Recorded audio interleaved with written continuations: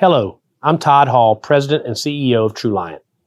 As we mark our 70th anniversary in 2022, we reflect on a rich history that would not be possible without the support of the great city of Winston-Salem.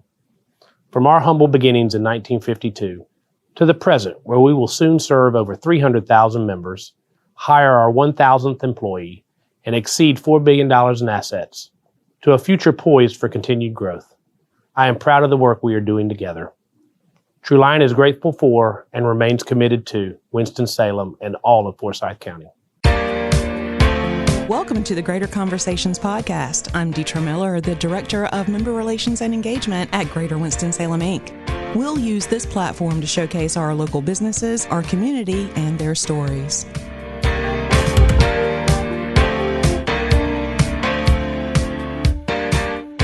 Hi, everybody. Welcome back to the show. I am super excited to have as our guest today, the one, the only, Tim Beeman, a.k.a. the Podfather. Thank you very much for being here, Tim. Well, thank you. They're used to hearing my voice, but not in this capacity. Yeah, this is going to be a little different. They're going to get to know you a little bit deeper. I love it. Deeper. Yes. Or deeper. Deeper. And laughing with me in the co-host seat today is our VP of Public Policy at Greater Winston-Salem, Inc., Calvin McCrae. Is it okay to say you are a viewer if you're just sitting here, but it's a podcast? Yes. Because I'm just here to observe. Since you're in the studio, you can say you're a viewer. Yeah, for sure. I'm just a viewer today. Well, actually, podcast listeners are considered viewers. I like that. And internet radio listeners are considered viewers. We'll talk about that in a minute. So we are going to get an education on podcasting, which is awesome because Tim is our producer here at Greater Conversations, and he does a really good job at making us sound good, getting us on point every week. So we have a really quality show for everyone to listen to. So thank you very much for that. Thank you very much for that. I mean, I have to have a good canvas. Yes, you do. To create the art, and you are a great canvas. So you create a great show. I just make it sound good. Where's the soundboard so I can push the button for claps? Because that was good. That would be right here. Hold on. He's got all the things. Even though he has a board for sound effects. There we go. You guys can't see it. It was really cool. It was like Jesse Kostopoulos and when they worked at the radio station. Very cool. Just have that image in your head. He can also make sound effects himself. One of my favorites happens to be that one. I love it. So whenever we have a guest that uses some foul language, So that'll be thrown in there for sure. But on a serious note, Tim, you are the Podfather. You are the founder and CEO, if you will, of Such and Such Media. I'm the president of Such and Such Limited Inc., which owns Such and Such Media, and its various forms of media creation and curation. Well, we know about podcasts. What else is under that umbrella? Okay, so there's we are dabbling in some video things, videos for podcasts, or I have for the last 8-9 years, I have been the voice and the one making the Excellence Award videos for the Downtown Winston-Salem Partnership. Nice. So if you go to their annual meeting and watch those videos, that's my voice and my work put together. This year, my wife, Stephanie, was the copywriter, and I was the everything else for that. So some video stuff, I am a voiceover artist. I do some audio editing if I need to. Somebody, say, for podcasting or just something they have, and said, I've got this. It's not sounding right. It's kind of tinny. I need it to sound different. Well, send it to me, and I'll do some magic to it, and I'll fix it. And the newest thing under the umbrella is Camel City Radio. Camel City Radio. Talk about that. So Camel City Radio is a commercial 24-hour internet-based radio station, and our format is everything. And some people say, there's some stations in the area, not putting them down. I'm just saying they say, we play everything, which means 150 to 300 songs in a rotation. Right now, on my capabilities, I have close to 5,300 songs that are able to be played. And because we're not ruled by the FCC, because it's internet-based and not broadcast-based, I can play whatever I want, although we do kind of keep it safe for work, if you will, from 8 to 8. Okay. So 8 in the morning to 8 in the afternoon or evening, we try to keep it to where you can listen and your kids won't, Mommy, what does that mean? So I'm glad you made the clarification, because when you said safe for work, all I could think was Milton from Office Space listening at a very reasonable volume. Listening at a very reasonable volume. I believe you're taking my stapler, my red sling-line stapler. Yeah, so I don't think people would necessarily want to know how many F-bombs they can put in a song during the day when their kids are listening, or played in a restaurant, or, you know, driving their mother to their doctor's appointments in the day. So we try to keep it. I mean, if the S word or something like that comes through, I'm not worrying about that. I just don't want the F-bomb to come through, even though I use that word like a comma in my personal life. I just don't want to hear that on the radio. And when you say all music, every possible genre? Yeah, I can tell you what we've actually played in the last little bit here. Hold on. So the last few songs, if no one's listening here, but there's a band called Eight Eyes that's being played right now. Before that was REM. Before that was Boogie Monsters. Before that was Bon Jovi. Before that was some Loretta Lynn. Before that was something from the 80s, something from the 60s, indie tearjerker stuff, hard rock things. So you can really hear an eclectic mix. And it's just, to me, it's what I've always wanted to hear in a radio station since I've been an adult. In the 70s, when I was growing up, you won't know anything about that, Deidre, because you're so young. Yes. But in the 70s, when I was growing up, I remember FM was still a baby. And there were AM stations that truly just were radio stations. Okay, well, we got this Willie Nelson song. Oh, look here, we have a new Beach Boys song. Oh, look, we have an Ohio Players song. Oh, look, this new guy named Prince has got something. They played everything. And now radio is so formatted that it just bores the ever-loving dickens out of me. So, there's one genre, boring, formulated pop. Yeah. Yeah, and okay, I can listen to that. But why? Why? And today's thing, everybody says, well, you know, we have Spotify, we have Pandora, we have all this stuff. Yes, but that's pandering to your own stuff. How do you hear anything new? Oh, there you go. How do you get reminded of something you may not have heard in a while? Yeah. Say curated playlists, I think, are a fantastic thing when it's not your playlist.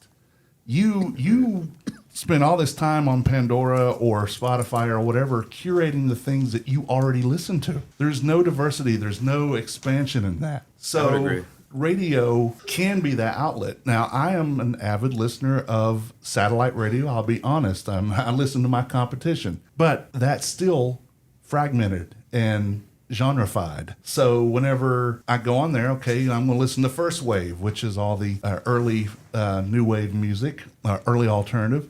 Okay, I might listen to 80s or hair bands or Eminem station or whatever, but it's still segmented into that genre. And I would like to just really hear a mix of everything. That's awesome. I like that. I love that. And that's going to be right here in Winston-Salem, so people can go to camelcityradio.com to listen. Exactly. It's live right now. Oh, that's perfect. Yep. So, And I just got confirmation. Full disclosure, we were recording a couple of episodes before this one. Oh, I got email confirmation that I've been accepted to receive distribution on new music. So as a radio station, we need to have new stuff, and it's not financially feasible for us to go out and just buy everything we see because that gets expensive. So I'm now on the distribution list that they send it to me in consideration of it being played, because we are, again, fully commercial, and yes, we have commercials, but we pay royalties. Congratulations. So, thank you. I am very That's excited awesome about news. that. Yeah. That's awesome news. So let's back up a little bit, Tim, because you've been doing podcasts for so long. You love radio. You've got the voice for it. You also do voiceovers, you mentioned. How did you actually get into this? So into the podcasting part? Yeah. Well, since I was a little kid, and this all ties into what I was just talking. Since I was a little kid, I've had 2 or 3 dreams, right? So one dream, I was going to play for the Pittsburgh Steelers. Okay. That didn't happen. The second dream was I was going to be a rock star that played on national stages and toured the world and recorded albums and was well known. I have played on national stages. I do have 2 albums released, but who knows me? Only the people in Winston-Salem know me. So, and not really even anymore as a musician so much. My third dream was I always wanted to be a DJ on radio. Oh. And I never had the, let's say, guts to be on, or to even try to be on radio. One of my best friends started off in college radio at WQFS in Greensboro. And then moved to Rock 92, and then he was with Magic 94 for a little bit, and WSJS here in Winston, 600 WSJS before it went to sports, and finally he was doing some board work at WTOB. And so in 2007, he was still doing all his radio stuff on the bigger scale. Okay. And I really wanted to do that, and I had always used my voice for whatever, whether I was narrating something, making stories up, BSing people, whatever, in a good way, not trying to cheat anybody. And I'm like, I'm a musician. I have a recording studio in my house. This new thing that nobody knows about called podcasting is coming through. And I really think I could do that. And if I mess something up, I could fix it. And that was the start of that, again, 2007. Back in Blog Talk Radio days. Oh, yeah. Nobody. There was probably 7 times a day if I even mentioned that I was a podcaster. What's a podcast? What's a podcast? 7 times or more a day. Now it's only about once every 7 days that I have to explain that. It was just, for me, a natural thing because I like to talk about the subjects that I talk about. And it gave me the outlet to do that and get to express myself and be artistic. Because, I mean, there is an art to saying the right things at the right time. And I found it a whole lot easier. And since I have hosted, whether it's as a guest or whatever, shows on an actual radio station, but I took it one step further this year and I moved into this new space. And I decided I have the space, and right now I have some money. Let's start this radio station. I love it. And it has been fun, yet extremely challenging, and for lack of a better term, scary as hell. But it's happening. It's working. And my friend Eugene is my program manager. I'm the station manager and owner. My wife, Stephanie, is the marketing manager. Anything you see as far as posts go right now, that's all her ideas, including the Halloween one with the red eyes on the camel. The camel's name, by the way, is Humphrey. It's pretty good. So the logo for everybody listening is a camel. Pretty cool. Yeah, talking into a microphone. Yeah. I love it. So this isn't just fun for you. It's also a business. Oh, yeah. It's your business is how you make your living, and it's also how you help others to market their business. Talk a little bit about how you help entrepreneurs. So my pitch is I create kick-ass content in the form of podcasts, videos, and now an internet radio station. And I do that. I help people, individuals, companies, whoever, have a message to help them find their voice, to project that, to let people know. The marketing part is up to them, but the way to make it sound good is up to me. And I help people sound good. That's what I like to do. And yes, the radio station is fun and it takes up a lot of my current time, but I really get the kick out of not necessarily hosting my own, although I do love hosting my own. I get a kick out of producing for other people. We were sitting in a company meeting. I say company, my wife and I. I'm the one that runs the company. She just helps me with direction. She goes, if you could give one part of it up, which would be the part that you didn't give up? I said, I wouldn't stop producing for other people. Because every time I do that, there's someone else sitting in one or the other chair or some of the other things. I get to meet new people. I get to talk to new people. It gives me guests for my Less Desirables podcast, which is the oldest continuously running pop culture podcast in North Carolina. Great plug. TheLessDesirables.com. I just love stories. I love hearing stories. I love producing stories. Now, all that being said, I don't listen to podcasts myself. And the reason I say that, and people are like, how can you do that? You know, blah, blah, blah. Okay, imagine you are a chef and you work from 8 in the morning to 11 o'clock at night. Are you going to go home and cook? No. I am here from 8, sometimes 8 in the morning until 9, 10 o'clock at night. And when I listen to these podcasts like this one, I will have listened to it 3 times before it gets out. Because I listen as we're recording it. I listen to make sure there's no things that I need to take out. And I listen, at least skim through it to make sure that the final product is where it needs to be. Luckily for me, I've done this so long that I can do that pretty quick. But I've already listened to it at that point 3 times. And then if I'm doing 5 podcasts in a day, that's 15 podcasts that I've already listened to.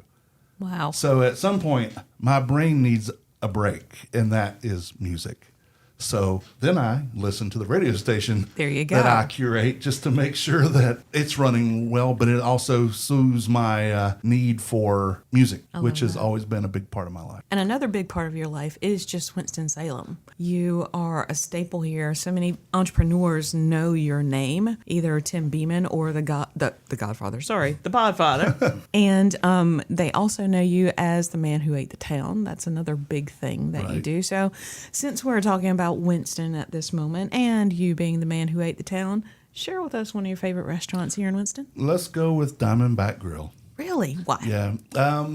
It is upscale without being pretentious. If you don't know it's there, you don't know it's there. It's smack dab in a neighborhood, and I have never had food from there that was not delicious. It's well crafted. The owners are fantastic folk. So Diamondback they deliver on all the aspects. I love it. Another favorite of mine here is, and some people might find it cliche, but I love the Catherine Brasserie. Delicious. It is delicious, and I have to say that I'm friends with Chef Eric Brownlee, but it's just he's never let me down in the 2 years that he's been here. I have to agree. Yeah. The steak frites are the best. Absolutely, yes. Where else? I will say I do have one beef with the Catherine, and I apologize, but I have to air it publicly. They no longer offer the steak frites at lunch. Oh, no. Yeah. I cried in the car. It's fine. Not a big deal. Still Not offering proud. at dinner. Not proud. Yeah. It's- Too many people saw it. I have to come clean. the people walking by, what's the matter with that man? So those are 2. There are the Mojito. I think a guest on a prior Yes. podcast mentioned that. Michael and Michelle Mion started that out of the ashes of what was Mary's Gourmet Diner, and have turned it into a Latin street food extravaganza. So yeah, I mean they have great. To me, they have the best sandwich in town of any sandwiches, and that is the original Cuban sandwich. Okay. Not the Winston version is fine, but the original Cuban that is made with cheap boiled ham, with regular French's mustard, no fancy schmancy golden mustard of anything. This is French yellow mustard with regular Swiss cheese and good seasoned pulled pork on a real Cuban bun. Nothing beats it? Nothing beats it. Wow. I have ordered 2 before and just taken 1 for the next day. Oh, my goodness. Yeah. Well, listen, Tim, we are running short on time, but I think one thing that I want you to share right as we wrap up, of course, I want you to share how people can get in touch with you, but you are just an avid lover, if you will, of Winston-Salem and all things Winston. Just share with anyone listening that may be thinking of moving to the area, or maybe their kids are coming here for school, or somebody's thinking about retiring in Winston, or maybe even leaving Winston. Why should they stay here? Why should they come here?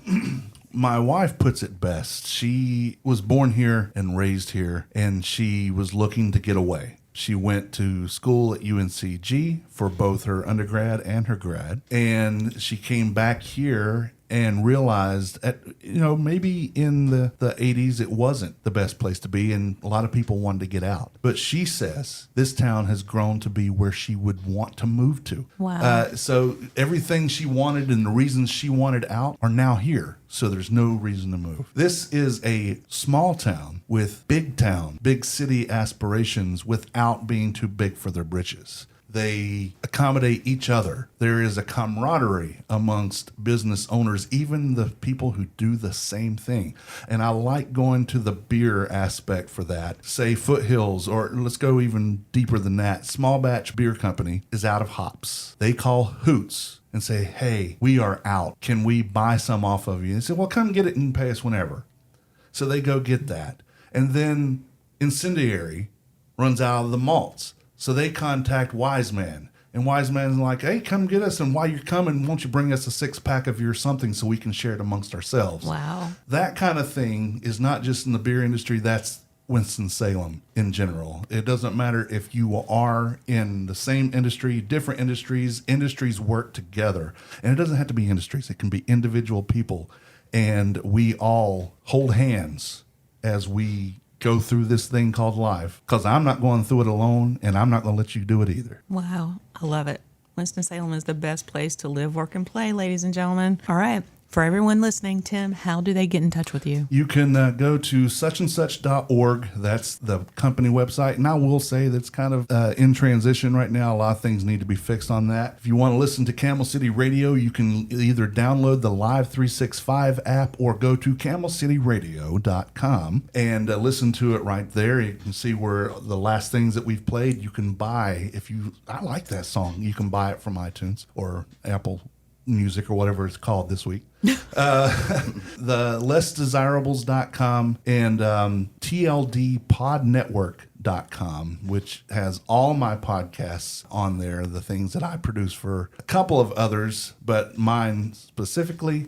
And you can find the social media and all that stuff there too. So tldpodnetwork.com. And anywhere you find podcasts, the same thing as for the Greater Conversations podcast. Anywhere you find podcasts, you can find us there. And we'd appreciate if you subscribed, hit the alert bell so you know when the latest episodes are coming out. Like, review, and rate if your podcatcher of choice allows it.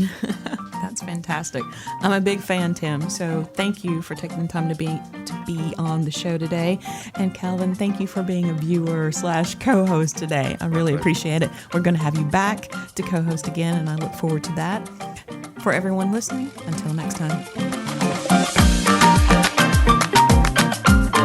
We know you enjoyed this podcast today, so join us for the next episode of Greater Conversations. By the way, you can follow us on social media. We're on Facebook, Instagram, Twitter, and LinkedIn. Be sure to smash that subscribe button. Also, be sure to visit our website at winstonsalem.com.